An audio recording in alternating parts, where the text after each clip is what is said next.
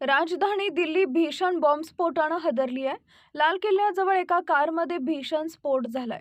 Metro स्टेशनच्या gate क्रमांक 1 जवळ झालेल्या या स्फोटात 10 लोकांचा मृत्यू झालाय।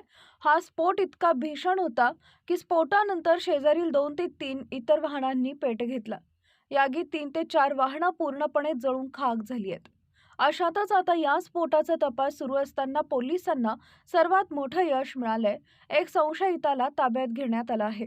दिल्ली पोलिसांच्या सूत्रानुसार हा हल्ला नियोजित कट असून दहशतवादी हल्ला असल्याची शक्यता वर्तवली आहे।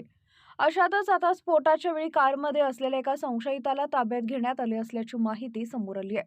पोलिसांनी त्याला गंभीर अवस्थेत LNJP रुग्णालयात दाखल करण्यात आले असून त्याची चौकशी सुरू करण्यात येणार आहे। यातून मोठी माहिती समोर येण्याची शक्यता आहे।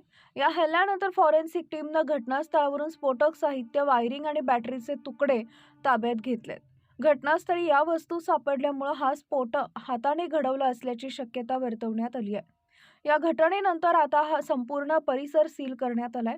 पोलीस या घटनेचा कसून तपास करत आहेत। पंतप्रधान नरेंद्र मोदी आणि गृहमंत्री अमित शाह या प्रकरणावर बारीक लक्ष ठेवून आहेत।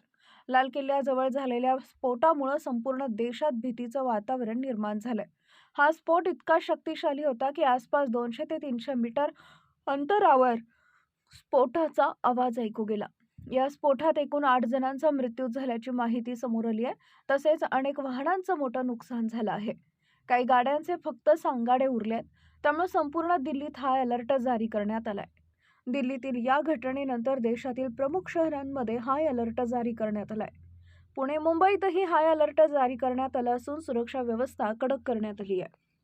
देशात इतर ठिकाणी कोणताही अनुचित प्रकार घडू नये म्हणून योग्य ती खबरदारी घेण्यात येते।